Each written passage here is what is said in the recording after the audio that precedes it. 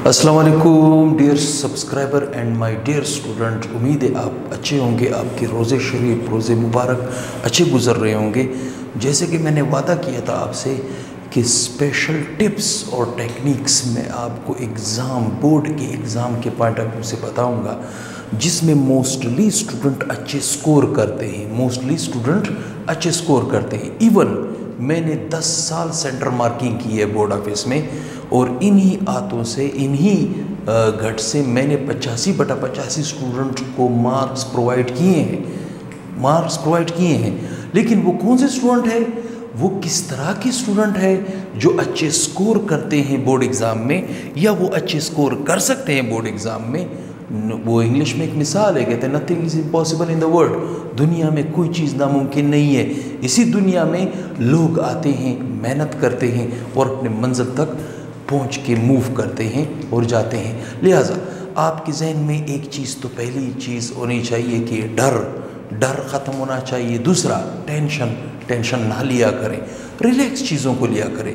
सबसे पहली बात कि जब आप एग्ज़ाम की तैयारी के लिए घर में या किसी इंस्टीट्यूट में या किसी लाइब्रेरी वगैरह में आप बैठने की कोशिश करेंगे, तो वहाँ पे आपने सबसे पहले नंबर पे अपने टेंशन को रिलीज़ करना है। टेंशन को नहीं लेना है, क्योंकि टेंशन बंदे को अच्छा आता हुआ काम बिगाड़ देता है। लिहाजा अब मैं आपको कुछ थ्योरी के बारे में, कुछ बोर्ड के एग्ज़ाम के बारे में, कुछ मार्किंग के बारे में बताऊंगा जो अच्छे स्कोर करते हैं, और किस तरह के स्टूडेंट और कौन से स्टूडेंट अच्छे स्कोर करते हैं, उन्हीं के एक पॉइंट करके मैं आपको यहाँ पे एक्सप्लेन करने वाला हूँ। देखिए टॉपिक या मेरा टारगेट आज क्या है, how to score 100% in board exam, 100% marks in board exam. Board exam tips and motivation, ठीक, कि बोर्ड एग्ज़ाम में कैसे स्टूडेंट अच्छे स्कोर करते हैं। ठीक, अब मैं अपनी एक्सपीरियंस को आपके साथ शेयर करना चाहता हूँ कि वो स्टूडेंट जिनको पता भी नहीं होता है, उनके 100/100 मार्क्स आ जाते हैं। कैसे आ जाते हैं? तो एग्ज़ाम थोड़ा सा टेक्निकल गेम है, उसे अपने टेक्निकल अंदाज में लेके चलना पड़ता है। कैसे? सबसे पहले नंबर पे जब आप बोर्ड का एग्ज़ाम देने की कोशिश करते हैं, या देते वक्त आप जब बोर्ड के पेपर को लेते हैं, आंसर शीट को, जब आपको आंसर शीट प्रोवाइड किया जाता है, ठीक, आंसर शीट का जो पहला पेज होता है उसे हम कहते हैं टाइटल पेज। क्या कहते हैं? Title page. तो लिहाजा मैं यहाँ पे उस पेज को ड्रा करने वाला हूँ। सपोज ये मेरे पास आंसर शीट, जिसके ऊपर आपने एग्ज़ाम में अपने आंसर्स को डिस्प्ले करना होता है या आंसर्स को पेस्ट करना होता है, ये वही आंसर शीट है जिसका पहला पेज है, जिसे हम कहते हैं टाइटल पेज। क्या कहते हैं? Title page.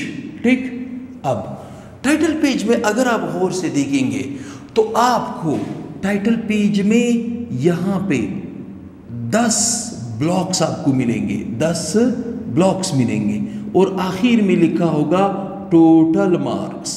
क्या लिखा होगा? टोटल मार्क्स लिखा होगा। ठीक, ये पहला, ये दूसरा, ये तीसरा, चौथा, पांचवा, छठा, सातवां, आठवां, 9वां एंड 10वां।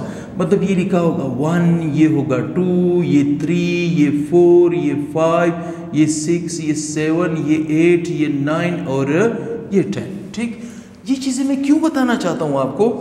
इसलिए मैं बताना चाहता हूँ क्योंकि अच्छे स्कोर वही स्टूडेंट करता है जो इस तरह के टिक्स और टेक्निक्स को फॉलो करता है। अच्छे स्कोर वही स्टूडेंट करता है। नॉलेज बहुत से अच्छे स्टूडेंट्स के पास होते हैं, ठीक, लेकिन यहाँ पे देखा जाए तो ये टाइटल पेज है। यहाँ पे आपने मोस्टली लिखना होता है रोल नंबर। क्या लिखना होता है? Roll number. ठीक, यहाँ पे आपने रोल नंबर लिखना होता है, यहाँ पे आपने रोल नंबर लिखना होता है। ठीक, क्लियर? यहाँ तक मैं समझता हूँ आपका पॉइंट क्लियर हो चुका होगा। ठीक, अच्छा, आपको मोस्टली क्वेश्चन पेपर में 10 क्वेश्चंस दिए जाते हैं, चाहे केमिस्ट्री का पेपर हो, चाहे फिजिक्स का हो, चाहे बायोलॉजी का हो, चाहे इंग्लिश का हो, चाहे उर्दू का हो, चाहे पाकिस्तान स्टडी का हो, चाहे इस्लामियात का हो। वैसे पाकिस्तान स्टडी और इस्लामियात में 5-5 क्वेश्चन होते हैं। वैसे मोस्टली जो कंपलसरी सब्जेक्ट है उसमें आपके पास अक्सर होते हैं 10-10 क्वेश्चन। इसीलिए टाइटल पेज में 1 से लेकर 10 तक खाने आपको मिलेंगे, और साथ में टोटल मार्क्स का पोर्शन बी मिलेगा, ठीक, टोटल मार्क्स का पोर्शन मिलेगा। मैं ये टाइटल पेज क्यों समझाना चाहता हूँ आपको, क्योंकि यही टाइटल पेज आपको अच्छे स्कोर दिलाएगा। कैसे अच्छे स्कोर दिलाएगा, देखिए सबसे पहले नंबर पे आपने जब कोई क्वेश्चंस को अटेम्प्ट करना हो तो आपने किन किन फैक्टर्स का ख्याल रखना है, ठीक। जैसे अगर मैं फर्ज करें केमिस्ट्री के हवाले से बताऊं, केमिस्ट्री में आपके पास 11-12 चैप्टर है फर्स्ट ईयर में, सेकेंड ईयर में इसी तरह 11-12 चैप्टर है, ठीक। तो हर एक चैप्टर को एग्जामिनेशन में टच किया जाता है, चाहे वो शॉर्ट क्वेश्चंस हो, चाहे वो मल्टीपल चॉइस क्वेश्चन हो, चाहे वो लॉन्ग क्वेश्चन हो, सारे चैप्टरों का मगज़ उसमें आहिस्ता आहिस्ता या यू कैन से क्रीम उसके अंदर डाला जाता है और आपसे पूछा जाता है, ठीक। अब अक्सर स्टूडेंट के जहन में एक सवाल बड़ा आता है कि मुझे जब क्वेश्चन पेपर दिया जाए तो पहला क्वेश्चन मोस्टली लिखा होता है कंपल्सरी। क्या लिखा होता है? कंपल्सरी, ठीक।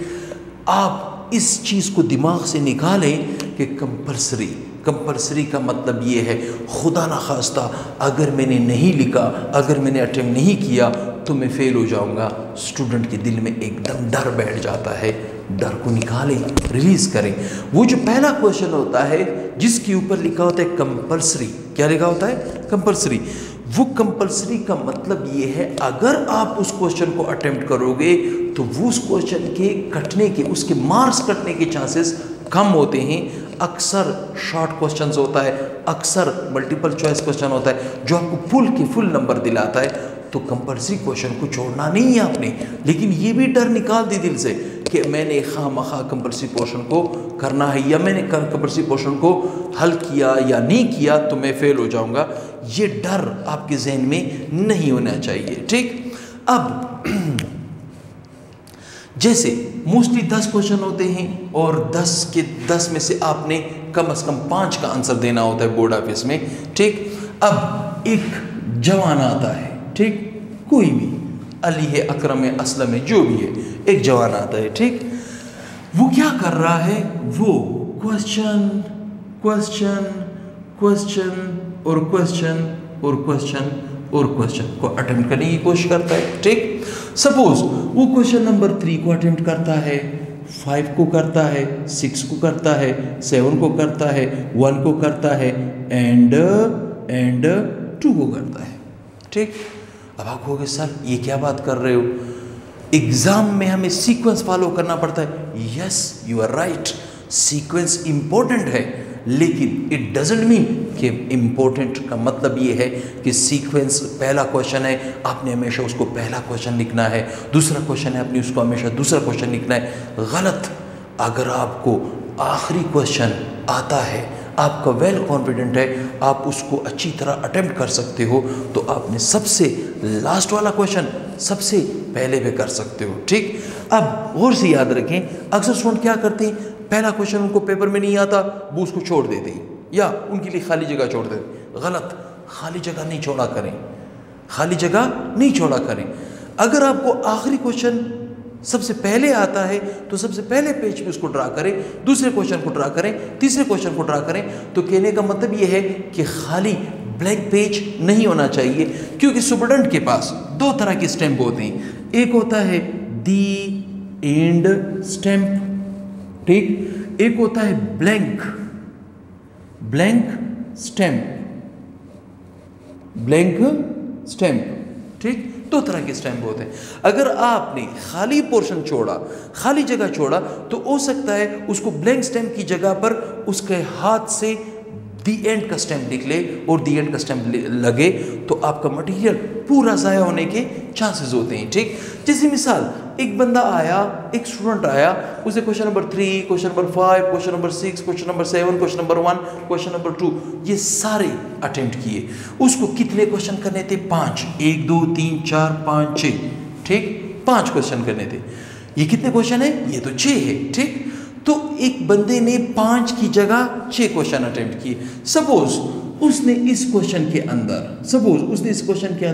7 नंबर लिए, इस क्वेश्चन के अंदर 11 नंबर लिए, इस क्वेश्चन के अंदर 3 नंबर लिए, इस क्वेश्चन के अंदर 4 नंबर लिए, इस क्वेश्चन के अंदर 7 नंबर लिए, इस क्वेश्चन के अंदर 9 नंबर लिए। ये क्या है? ये मैंने क्या कहा? ये है ऑब्टेन्ड मार्क्स। क्या है? ऑब्टेन्ड मार्क्स इस स्टूडेंट ने लिए। ठीक, अब स्टूडेंट क्या करता है? जब वो पेपर चेक करता है, क्वेश्चन नंबर 3 है, क्वेश्चन नंबर 5 है, क्वेश्चन नंबर 6 है, क्वेश्चन नंबर 7, क्वेश्चन नंबर 1 है, क्वेश्चन नंबर 2 है, 1 बाय 1 करके वो हर एक क्वेश्चन के जितने नंबर स्टूडेंट के हक बनता है वो उसी तरह उसको प्रोवाइड करता है। ठीक, प्रोवाइड करने के बाद सपोज एक स्टूडेंट है, उसने इस तरह के स्कोर लिए। ठीक, तो वो क्वेश्चन नंबर 3 को क्वेश्चन नंबर 3 के सांचे में फिट करने की कोशिश करता है, 7 लिख लेता है। क्वेश्चन नंबर 5 को वो लिखता है 11। ठीक, क्वेश्चन नंबर 6 को वो लिखता है 3। ठीक, और क्वेश्चन नंबर 7 को वो लिखता है 4, और क्वेश्चन नंबर 1 को वो लिखता है 7, और क्वेश्चन नंबर 2 को वो लिखता है 9। ठीक, कहने का क्या मतलब है? कहने का मतलब ये है स्टूडेंट को क्वेश्चन पेपर के अंदर 5 क्वेश्चंस करने चाहिए, जबकि इस स्टूडेंट ने कितने क्वेश्चनों को टच किया है? 6। ठीक, कितने क्वेश्चनों को सेट किया है? 6। जब तक मार्किंग हो रही होती है, स्टूडेंट जब मार्क कर रहा होता है पेपर, तो वो पहले ही इस बात को नहीं गिनता कि इस बच्चे ने 2 क्वेश्चन किए, 3 क्वेश्चन किए, 4 क्वेश्चन किए। वो एज इट इज़ जब उसके सामने क्वेश्चन पेपर का आंसर शीट का अंदर जब क्वेश्चन का आंसर आता है, तो आंसर के मुताबिक मार्क्स प्रोवाइड करता रहता है। जब वो सारे क्वेश्चंस को चेक कर लेता है, चेक करने के बाद उन क्वेश्चन के कंसर्न नंबर्स को वो टाइटल पेज पे लाने की कोशिश करता है। जब वो टाइटल पेज पे ले आता है, उसको काउंटिंग करनी होती है टोटल मार्क्स निकालने के लिए। जब वो देखता है ओहो इस बच्चे ने 5 क्वेश्चन की जगह पर 6 क्वेश्चन अटेम्प्ट किए, तब उसे क्या करता है, इन 6 क्वेश्चनों में से वो एक क्वेश्चन को और अटेम्प्ट कर देता है। जैसे और अटेम्प्ट उस क्वेश्चन को किया जाता है जिसके नंबर सबसे कम हो। लाइक क्वेश्चन नंबर 6 कम नंबर है, सबसे कम है, तो उसे कर देते हैं O/A। O/A का मतलब क्या है? और अटेम्प्ट, कि ये क्वेश्चन और अटेम्प्ट हो चुका है। क्वेश्चन नंबर 6, तो वो यहाँ पे आंसर शीट के अंदर भी क्वेश्चन नंबर 6 की तरफ मूव करता है और वहाँ पे लिखता है ओवर अटेम्प्ट। ऐसे नहीं है कि उसके नंबर काट देता है, नो, नंबर किसी लफ्ज़ के नहीं काटते। अगर आपने आंसर शीट के अंदर एक लफ्ज़ भी लिखा है, तो उस एक लफ्ज़ की भी आपको बाकायदा प्रॉपर वे से बोर्ड के कानून के मुताबिक आपको नंबर दिया जाता है। तो यहाँ पे ये और अटेम्प्ट करने के बाद ये टोटल नंबर जब यहाँ पे ड्रा करता है, तो उस वक्त ये और अटेम्प्ट वाले नंबरों को गिनती में नहीं लाता। ठीक, कैसे नहीं लाता? जैसे मिसाल के तौर पे ये मेरे पास ये हो गए 7, ये हो गए 9, ये हो गए 7, ये हो गए 11, ये हो गए 4। ठीक, मैंने क्या किया, नंबर क्वेश्चन नंबर 6 को जिसके अंदर स्टूडेंट को 3 नंबर मिले थे, उसको मैंने काउंटिंग में, टोटल की काउंटिंग में मैं नहीं लाऊंगा। ठीक, कैसे नहीं लाऊंगा? देखिए यहाँ पे 9 और 7 ये हो गए 16, 16 और 7 ये हो गए 23, 23 24 और 4 28, 2 हासिल। ठीक, और 1 और 2 ये हो गए 3। कितने नंबर लिए स्टूडेंट ने? 38 लिए, 38। तो कहने का क्या मतलब है? कहने का ये मतलब है कि स्टूडेंट के जहन में अक्सर ये सवाल घूमता है कि सर मुझसे 5 क्वेश्चन मांगे गए थे, मैंने 6 क्वेश्चन लिख के ले आया, 7 क्वेश्चन लिख के ले आया। कोई मसला नहीं, डरने की कोई बात नहीं। आप ज़्यादा अटेम्प्ट करके आया करें, कम अटेम्प्ट नहीं किया करें, कम अटेम्प्ट नहीं करें, कोशिश करें। अक्सर आपने देखा होगा क्वेश्चंस के एक क्वेश्चंस का पार्ट होता है, A part, B part, C part. जैसे क्वेश्चन नंबर 1 के 3 पार्ट्स हैं। सपोज पार्ट ए है, क्या है? पार्ट ए है। ठीक, इसी तरह क्वेश्चन नंबर 1 का पार्ट बी भी है। ठीक, इसी तरह क्वेश्चन नंबर 1 का पार्ट सी भी है। इन केस पार्ट सी भी है। कहने का क्या मतलब है कि क्वेश्चन नंबर 1 के 3 पार्ट्स दिए हुए हैं। ठीक, अक्सर स्टूडेंट इस जहन में भी, इस पॉइंट में भी बड़े परेशान होते हैं जब आप क्वेश्चन पेपर को पहले तो 5 मिनट के लिए क्वेश्चन पेपर को पढ़े और हर क्वेश्चन को आपने 25 मिनट से ऊपर टाइम नहीं प्रोवाइड करना है एग्ज़ाम के पॉइंट ऑफ व्यू से, ठीक, क्योंकि आपने एग्ज़ाम में कितने क्वेश्चन को अटेम्प्ट करना होता है, 5 क्वेश्चनों को। कितने क्वेश्चनों को? 5। तो 5 क्वेश्चनों की खातिर आपने पेपर को 5 मिनट के लिए देखना है। देखने के बाद आपने किसी भी क्वेश्चन को 25 नंबर में से किसी भी क्वेश्चन को 25 मिनट से ज़्यादा प्रोवाइड नहीं करना है। अगर वो 25 मिनट से ज़्यादा एक्सीड टाइम ले रहा है तो आप उसको उसी जगह पे टर्मिनेट करके नेक्स्ट क्वेश्चन को शुरू किया करें। ये चीज़, इस चीज़ का भी आपने काफ़ी हद तक ख्याल रखना है एग्जामिनेशन में, ठीक। तो कोशिश करने का क्या मतलब है? कोशिश करने का क्या मतलब है कि पार्ट ए आपने लिखा, सॉरी क्वेश्चन नंबर 1 का पार्ट ए लिखा, क्वेश्चन नंबर 1 का पार्ट बी लिखा, क्वेश्चन नंबर 1 का पार्ट सी लिखा, ठीक।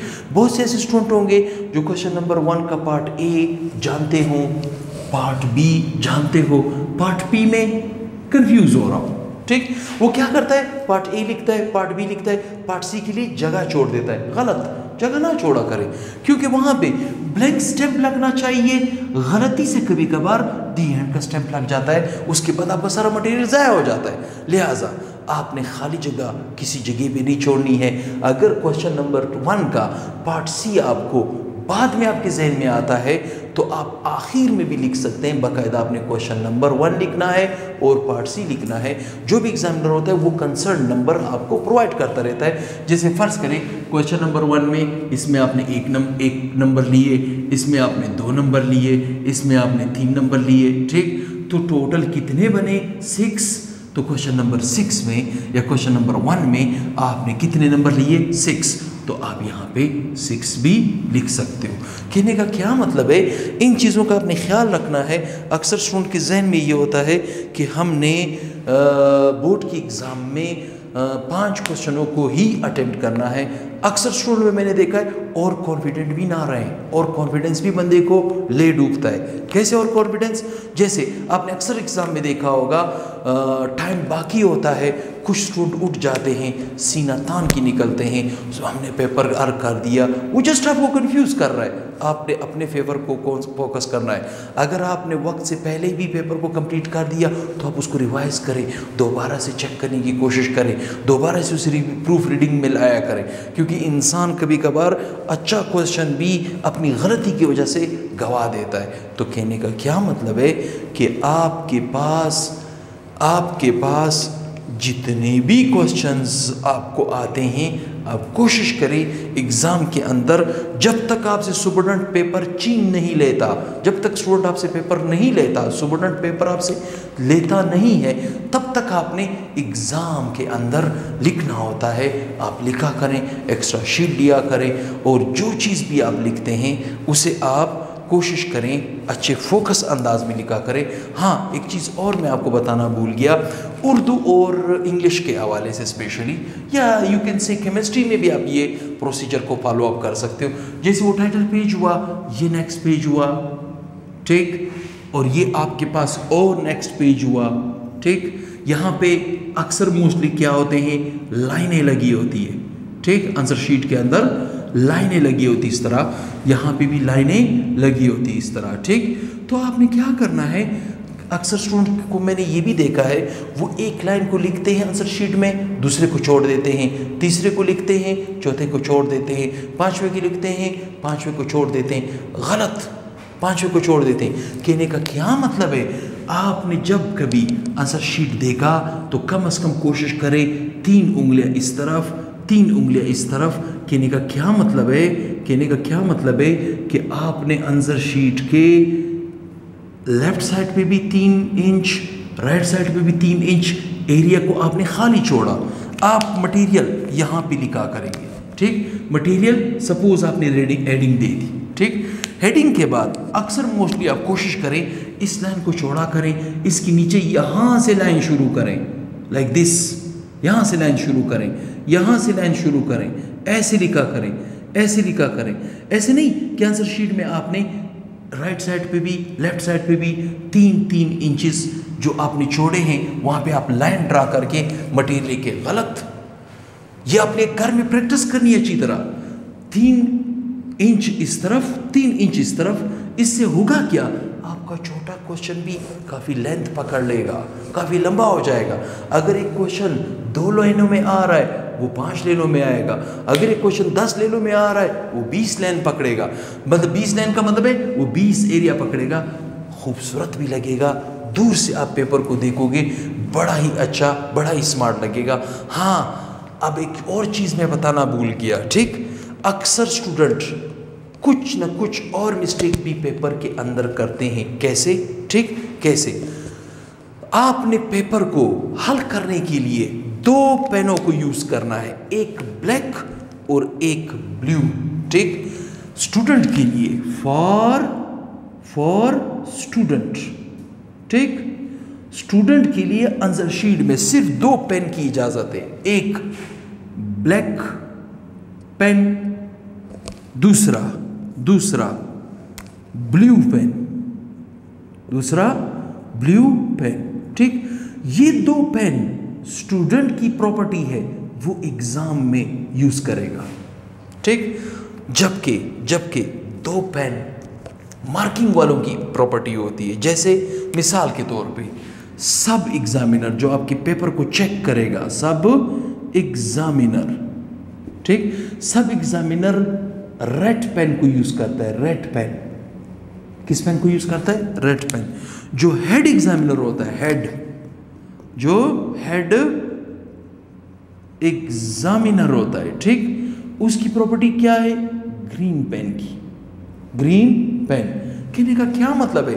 स्टूडेंट को स्ट्रिक्टली बाउंड किया जाता है कि वो ब्लैक या ब्लू पेन को यूज करे, ब्लैक या ब्लू पेन को यूज करे आंसर शीट को सॉल्व करते वक्त, ठीक। जबकि सब एग्जामिनर रेड पेन को यूज करता है। अब मैंने यहाँ पे आपको आंसर शीट में ऐसा क्यों बताया कि राइट साइड पे आप थोड़ी जगह चौड़ा करें, लेफ्ट साइड पे आप थोड़ी जगह चौड़ा करें? उसकी वजह ये है, जब सब एग्जामिनर पेपर चेक करेगा, ठीक, वो आपको यहाँ पे मार्क्स प्रोवाइड करता जाएगा, तो उसके लिए भी जगह मिल रही है, उसके लिए भी जगह मिली है। सपोज आपने 2 नंबर लिए, सपोज आपने 3 नंबर लिए, ठीक, सपोज आपने 2 नंबर लिए, सपोज आपने 3 नंबर लिए। और हेड के लिए भी सहूलत है। हेड जब देखेगा क्वेश्चन लिखा हुआ है, राइट साइड पे नंबर देख रहा है, यस, लेफ्ट साइड पे नंबर देख रहा है, यस, तो नंबर भी उसके लिए विजिबल है। और ये चीज़ भी आपने याद रखनी है कि स्टूडेंट के लिए सिर्फ ब्लैक और ब्लू पेन की ज़रूरत होती है एग्ज़ाम में, वो इन 2 पेनों से गुरेज करे। तीसरी बात, अक्सर डायग्राम का केस होता है, स्पेशली बायोलॉजी वगैरह में डायग्राम, केमिस्ट्री में भी आता है डायग्राम, फिजिक्स में भी आता है डायग्राम, लेकिन अक्सर स्टूडेंट्स को मैंने देखा है डायग्राम को वो कच्ची पेंसिल से, HB पेंसिल से करने की कोशिश करता है, गलत। Diagram must be draw by means of pen, by means of black और ब्लू पेन। तो डायग्राम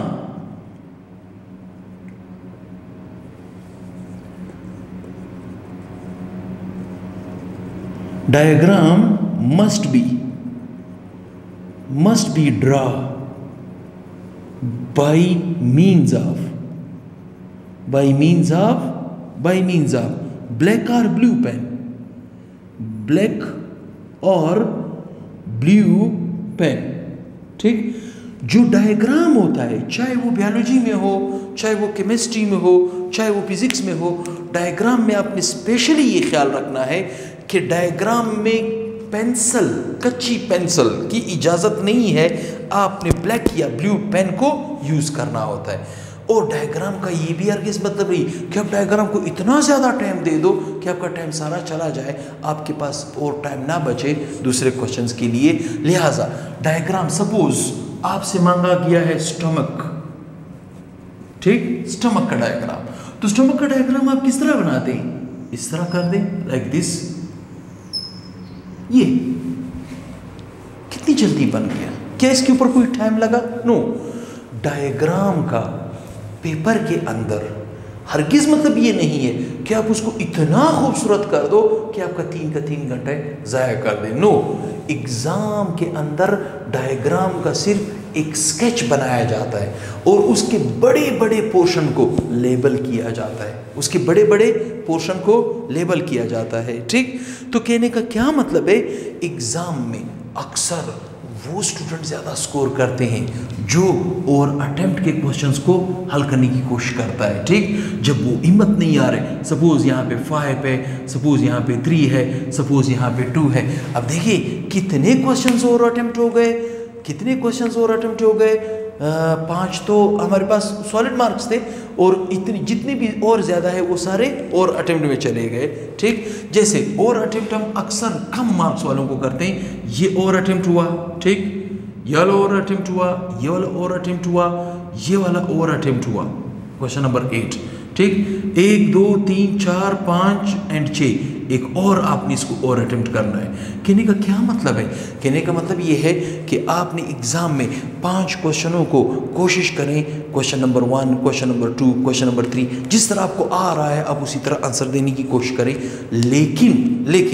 लेकिन जब आप जहाँ पे आप कंफ्यूज हो जाए तो आपके पास मल्टीपल चॉइस है, आप एग्ज़ाम के अंदर लिखते जाएं आखिर तक, जब तक स्टूडेंट आपसे पेपर ना ले उस वक्त तक आपने लिखना है। तो उम्मीद करता हूँ आपके जहन में कुछ जो ख़तरनाक क्वेश्चंस थे, जैसे कंपल्सरी क्वेश्चन का हरगिज़ मतलब ये नहीं कि आपने कंपल्सरी क्वेश्चन नहीं लिखा इसका मतलब आपको फेल किया जाएगा। नो, कंपल्सरी क्वेश्चन के अंदर आपको अच्छे नंबर मिल सकते हैं, लिहाजा अटेम्प्ट उसे ज़रूर करें। दूसरा, आपने 5 क्वेश्चन करने हैं, 5 क्वेश्चन के अंदर 3 क्वेश्चन आपने ए से लेकर जितने भी उसके पार्ट्स दिए हुए हैं सारे आपने लिख लिए। 2 क्वेश्चन में आप कंफ्यूज हो रहे हैं तो कोई मसला नहीं, 2 क्वेश्चन की जगह पर 2 और 4 क्वेश्चन करें, जिसमें आपको ज़्यादा नंबर मिलेंगे वो काउंट किया जाएगा, जिसमें कम नंबर होंगे उसे और अटेम्प्ट किया जाएगा, वो सिर्फ गिनती का हिस्सा नहीं बनेगा। ठीक, तो उम्मीद करता हूँ ये वीडियो आपको काफ़ी प्यारा लगा होगा, काफ़ी अच्छा लगा होगा, काफ़ी पॉइंट्स मैंने निकाल के दिए। मैं उम्मीद करता हूँ मैं आगे भी नेक्स्ट भी इसी तरह के कुछ ना कुछ जो मेरे आइडिया, जो मेरे तजर्बे के मुताबिक आते जाएंगे, मैं वो वीडियो आपके साथ शेयर करता रहूँगा। तो काइंडली मेरे चैनल को ज़्यादा से ज़्यादा शेयर करें, ज़्यादा से ज़्यादा सब्सक्राइब करें और बेल आइकन वगैरह भी दबाया करें। अल्लाह हाफिज़।